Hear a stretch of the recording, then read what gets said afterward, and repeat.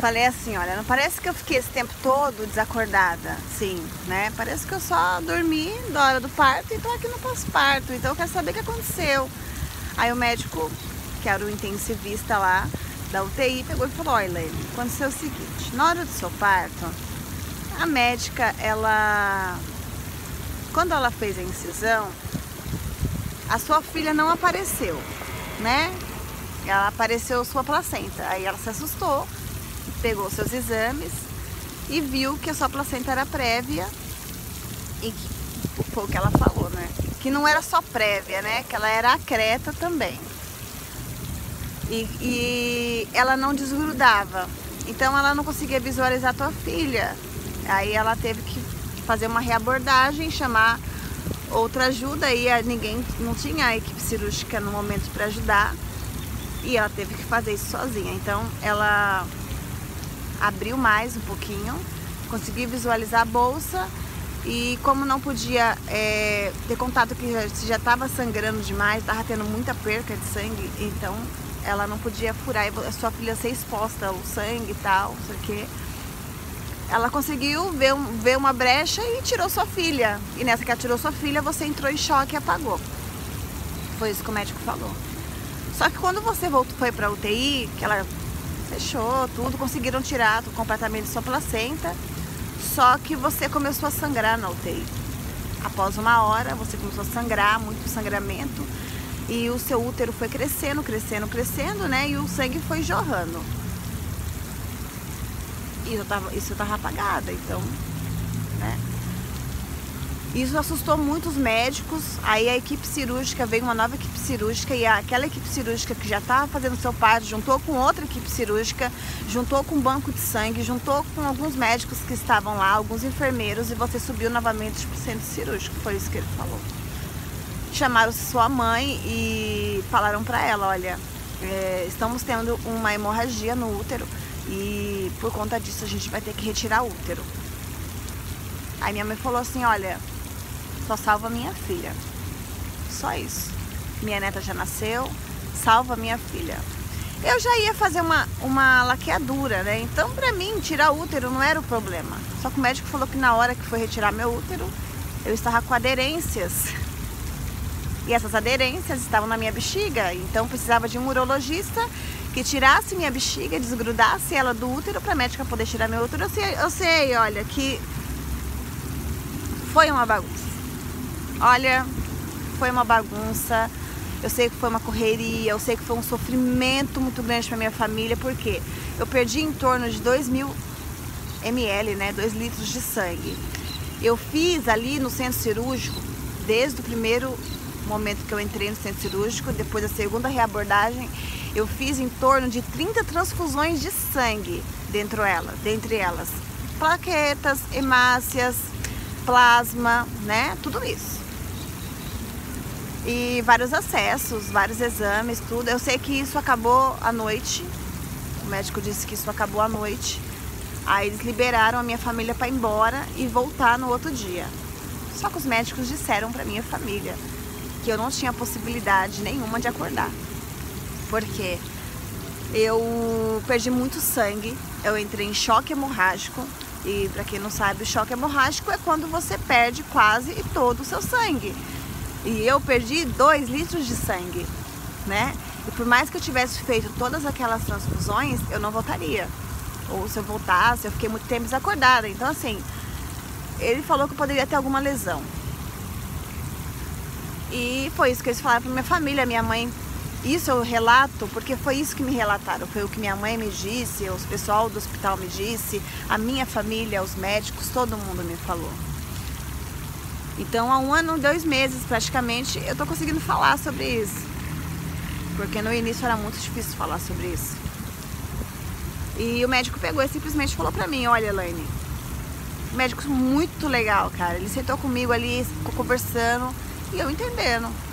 Aí ele falou, olha, aconteceu isso, isso, isso.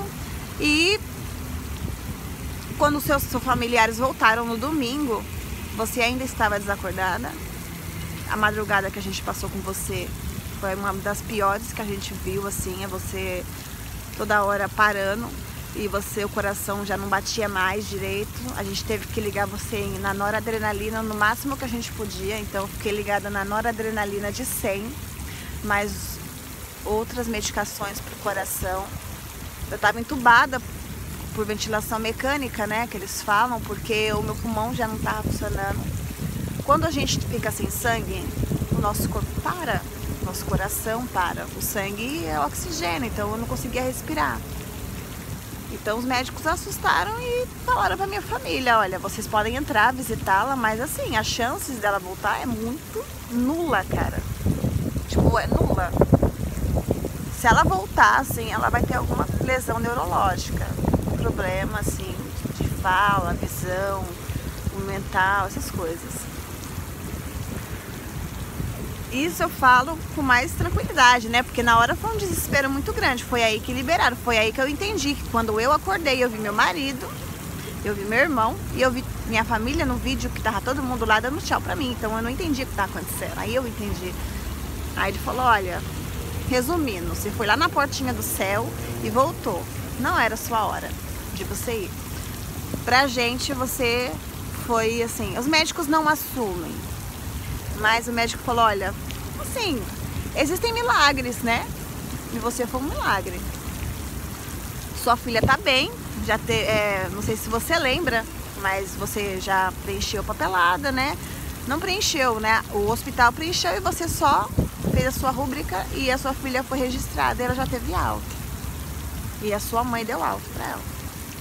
Falei, tá bom. Aí o médico pegou e falou assim, olha, você vai ficar aqui durante algum tempo. Ainda eu fiz mais 2 transfusões, porque eu ainda estava muito debilitada. Eu estava com problema renal, porque não sei explicar aqui com palavras, mas eu estava com problema renal já. A minha urina, eu estava com uma sonda, então minha urina ela era escura. Aí o médico me deu um monte de medicação e eu comecei a inchar, inchei. Eu fiquei assim 3 vezes meu tamanho. Quando minha família ia me visitar, eu parecia... Você tocava em mim, eu era água. Na hora que as enfermeiras vinham coletar exame, eu era pura água, cara. Eu tava toda encharcada por dentro. Mas eu sou uma pessoa que tenho muita fé. Era aqui que eu queria chegar. Eu sou uma pessoa que eu tenho muita fé. E eu posso ter errado demais nessa vida, cara. Errado muito, muito mesmo. Se eu fosse Deus olhando pra mim, eu não perdoaria. Porque eu errei demais com Deus, eu errei demais com a minha família, eu errei demais com muitas pessoas, sabe? Mas Deus é tão misericordioso que a graça dele nos alcança. E eu tenho, assim, a plena certeza de que quando eu me vi numa situação onde eu poderia perder a minha filha na minha gravidez já, eu me liguei muito a Deus. Foi um momento assim que eu me liguei muito a Deus e eu pedi pra Ele guardar a minha filha. E Ele guardou a minha filha com muito carinho. E Ele guardou minha vida. E eu não tinha ideia de que no dia 22 de julho de 2017 eu pudesse passar por tudo isso. Porque se alguém tivesse me contado que eu iria passar por tudo isso naquela vez, talvez eu não teria acreditado, talvez, sei lá, era porque era pra ser naquele momento.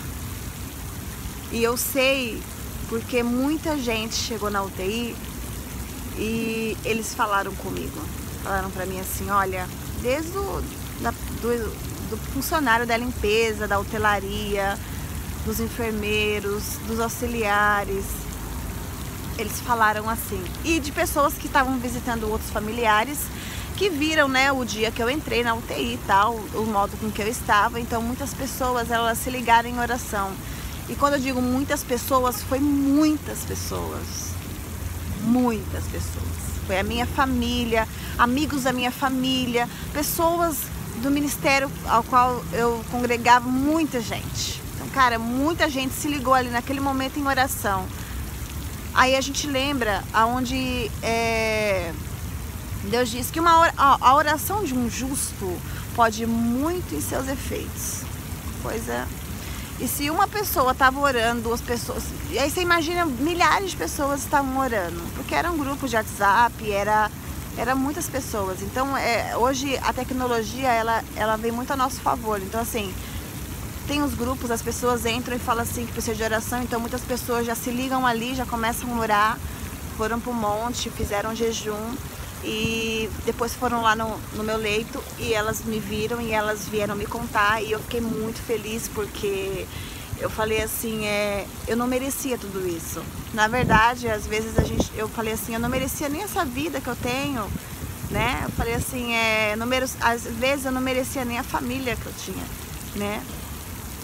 Porque eu era muito rebelde, eu era muito... Isso eu falo depois, mas... Deus, Ele é muito bom. Deus, Ele é assim, Ele é incrível. Você pode não vê-lo, mas você sente. Eu nunca vi Deus. Eu nunca ouvi Ele falar. Eu não sei como que é a voz dele. Mas eu sinto Ele. Eu sinto a presença dele. E é como se é o Espírito Santo, né, que nos conduz. Então ele me conduz assim, ele me mostra caminhos, ele traz pessoas, ele faz eu falar com as pessoas. Então desde o momento que aconteceu isso comigo, eu não parei mais de falar. Vocês têm ideia disso? Eu não parei mais de falar de Deus. Eu continuei a falar de Deus. Eu fiquei 12 dias na UTI. Depois fiquei mais 5 dias no hospital. Tive alta para poder conhecer minha filha e poder comemorar o aniversário da minha outra filha. Aí eu voltei novamente para o hospital porque eu estava com uma infecção muito grave e eu ainda estava usando fraldas e eu estava sem andar. E o médico queria entender porque eu não estava de cadeira de roda e ainda porque eu usava fralda. O médico queria entender. Fiquei 20 dias internada, fiz vários exames, onde lá no hospital não constou nada, apenas uma infecção muito grave de urina. Porque na verdade, durante todo o processo cirúrgico que eu tive sepse, quando foi que a urina, ela entrou para a cavidade do abdômen, então eu tive uma infecção muito forte, tive que tomar muita medicação. Eu lembro que eu tomava vancomicina e o Tazocin. Eu só lembro dessa frase que toda enfermeira ia lá e falava, ó, vancomicina e o Tazocin, lá no sorinho. Só isso. Acho que nem era o soro, era uma bomba. Então eu voltei, fiquei 20 dias, nada. Tratei infecção de urina. Procurei outras opiniões, né, por aí por fora. Foi aí que eu descobri que eu tive uma lesão. Aí o médico pediu uma eletroneuromiografia, fiz. Deu que eu tava com um problema na minha coluna, onde estava comprimindo meus nervos. E o médico falou assim que eu possivelmente tive uma lesão raquimedular, que pode acontecer quando a anestesia ela acaba sendo aplicada de uma maneira errada e acontece que você a paralisia, né? Eu vou parar aqui e vou falar no próximo vídeo, tá bom? Sobre isso, porque o vídeo ficou longo, tá? Mas eu vou postar no próximo vídeo, tá bom?